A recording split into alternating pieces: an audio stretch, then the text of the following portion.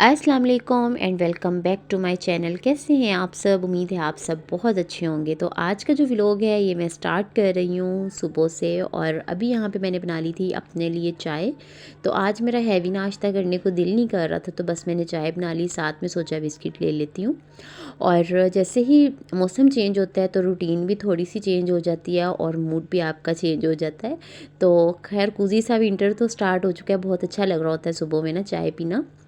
तो मैंने सोचा चलें जाते जाते ना मैं रख देती हूँ मक्खन को हल्की आंच पे, क्योंकि मुझे बनाना था देसी घी मक्खन। मैंने रात में ही बना के ना रख दिया था, तो जल्दी से नाश्ता कर लेती हूँ। और आज मुझे बहुत से काम करने हैं, बल्कि आप समझ लें कि सुबह के टाइम में ही फर्स्ट टाइम में ही मैं काम वगैरह ज़्यादा मेरे हो रहे होते हैं, ज़्यादा बर्डन होता है काम का। तो सर्दी को इंजॉय करते हुए पीते हैं चाय।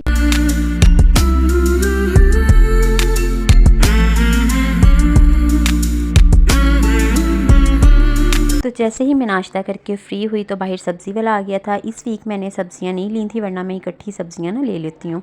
तो मेरी थोड़ी तबीयत नहीं ठीक थी और मैंने और हस्बैंड ने डिवाइड किए हुए हैं काम। मीट वगैरह वही लेके आते हैं और सब्ज़ियाँ वगैरह मैंने ही लानी होती हैं, क्योंकि घर का मेन्यू मैंने डिसाइड करना होता है। और हमारे घर में ये नहीं होता कि आज ये पकाया तो मैंने नहीं खाना, ऐसे नहीं करना। वो टोटली मेरे ऊपर होता है, वो मेरी रिस्पॉन्सिबिलिटी है। मैं जो पकाती हूँ सब वही खाते हैं। और यहाँ पे जी टमाटर ना मैंने लिए थे 1 केजी टमाटर ले लिए थे, साथ में मैंने सब्ज़ी ले ली थी क्योंकि टमाटर ख़त्म हो रहे थे। तो अभी मैंने सोचा कि चलें इनकी प्यूरी बना के ना मैं रख लेती हूँ। इतने छोटे छोटे साइज़ के टमाटर हैं, और जैसे इनको आप नीचे वाले खाने में भी फ्रिज में रखें ना तो ये ख़राब हो जाते हैं थोड़े टाइम के बाद, 2-3 दिन के बाद ना इन पर फंगस लगना स्टार्ट हो जाता है। तो मैं प्यूरी बना के ना फ्रीज़ कर लेती हूँ। तो यहाँ पे मैंने टमाटरों को ना वॉश कर लिया, और वॉश करने के बाद इनको मैंने प्रेशर में डाल के तो इनको मैंने रख दिया था बॉयल होने के लिए। और दूसरी साइड पे मैंने सोचा कि मैं सब्ज़ी भी रेडी कर लेती हूँ। तो सब्ज़ी ना मैंने ली थी, आलू गोभी आज ली थी। और क्योंकि विंटर स्टार्ट हो चुका है तो अब ये सब्ज़ियाँ तो यही मोस्टली होंगी। काफ़ी दिन से मीट ही बन रहा था घर में, और या फ़िश फ्राई कर लेती थी। तो आज मैंने सोचा कि अब बस मैं मज़ीद नहीं अब खा सकती हूँ, अब मुझे आज सब्ज़ी बनानी है। तो इसलिए भी फिर मैंने ना पिछले वीक ना मैंने नहीं ख़रीदी थी सब्ज़ियाँ वगैरह।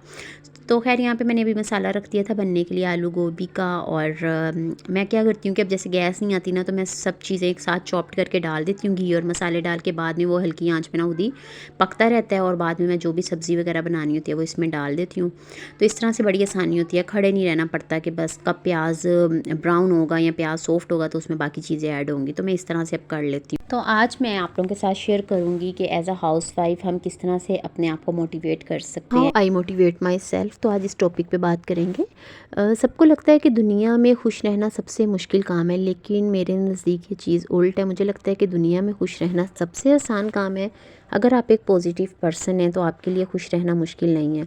खुश रहना उनके लिए मुश्किल है जो हर टाइम ओवर थिंकिंग करते हैं, जो डीप थिंकिंग करते हैं, जो अपने फ्यूचर को लेके बहुत ज़्यादा सोचते हैं। हालांकि सोचना भी चाहिए, लेकिन एक हद तक सोचना चाहिए। जिस हद तक आपका इख्तियार है अपनी लाइफ पे, आप उस हद तक सोचें।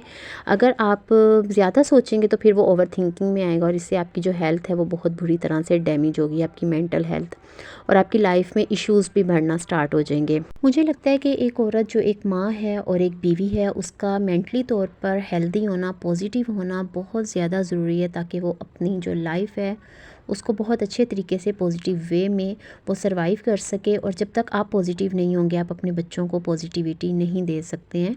सो पॉजिटिव होना बहुत ज़्यादा ज़रूरी है as a wife, as a mother आपका होना। पॉजिटिव आप कैसे हो सकते हैं, इसकी मैं 2 से 3 टिप्स आप लोगों के साथ शेयर करती हूँ। देखिए, हम छोटी छोटी चीज़ों पे अल्लाह पाक की शुक्रगुजारी करना, अल्लाह पाक की ज़ात का तसव्वुर अपने माइंड में रखते हुए, आपको जो नेमतें अल्लाह पाक ने नवाजी हैं वो कम हैं, वो ज़्यादा हैं, ये उसकी तकसीम है, लेकिन आपने अपने परवरदिगार की शुक्रगुजारी करनी है, तो आप में बहुत ज़्यादा पॉजिटिविटी आएगी। अब यहाँ पे पॉइंट ये आता है कि हम किस तरह से चीज़ों को रिलेट कर सकते हैं। हम अपनी औलाद को देख के अल्लाह पाक का शुक्र अदा कर सकते हैं। अच्छे शोहर का होना ये भी किसी नेमत से कम नहीं है।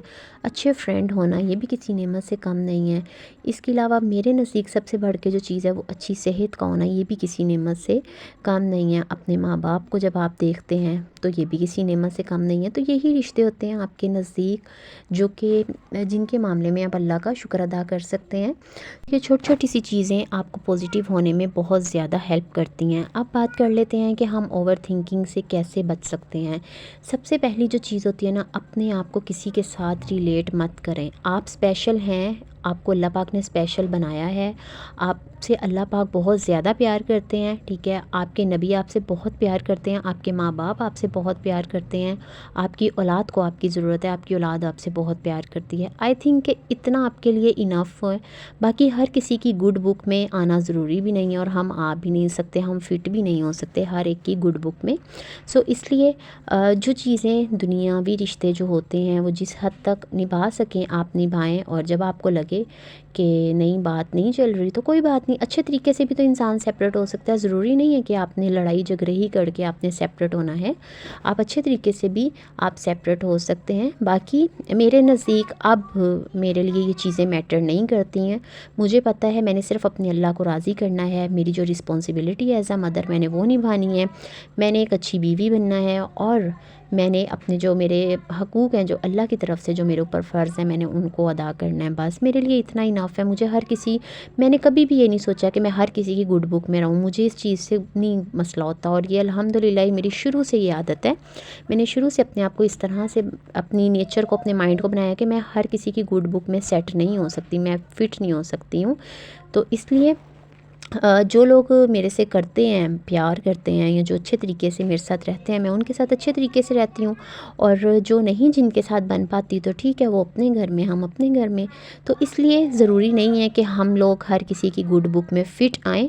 अपने आप को आपने स्पेशल ख़ुद बनाना है। आप स्पेशल हैं, जो लोग आपसे प्यार करते हैं ना, आप उनके लिए स्पेशल हैं, और आपके लिए इतना काफ़ी है कि आप अपने अल्लाह के फ़ेवरेट हैं। आप जिस नबी की उम्मत हैं, आप, वो आपसे बहुत प्यार करते हैं और आप भी उनसे बहुत प्यार करते हैं, और इतना इनफ है।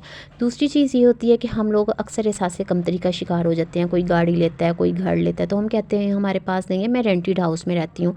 मुझे कभी भी इस चीज़ को लेके नहीं होता कि मेरा अपना घर नहीं है या ऐसे। ठीक है, जब मेरे नसीब में होगा तो मुझे पता भी नहीं चलना और मेरा घर भी हो जाएगा। तो मैं इस तरह की चीज़ों के मामले में मैं ओवर थिंकिंग नहीं करती। हाँ, प्लानिंग ज़रूर करती हूँ, अल्लाह पाक से दुआ ज़रूर मांगती हूँ, क्योंकि दुआ जो है वो मोमिन का हथियार है। और अल्लाह पाक ने नहीं बोला कि आप ख्वाहिश नहीं रख सकते अपने दिल में, लेकिन अल्लाह पाक ने हसद से मना किया कि आप किसी से हसद नहीं करें। और अल्हम्दुलिल्लाह मुझे कभी भी किसी के पास ज़्यादा है, कम है, मेरी इस चीज़ पर तवज्जो होती ही नहीं है, मेरा कंसर्न ही नहीं होता इन चीज़ों में ना। तो आप अपनी ज़ात तक महदूद रहें, और बस अल्लाह पाक की ज़ात तक आपको महदूद रहना चाहिए। अल्लाह पाक से तमाम तर उम्मीदें अपनी वाबस्ता रखें। अल्लाह पाक ज़रूर सुनते हैं, और दुआओं की जो कबूलियत है शायद लेट हो सके, लेकिन ऐसा नहीं होता कि आपकी दुआ कबूल नहीं होती।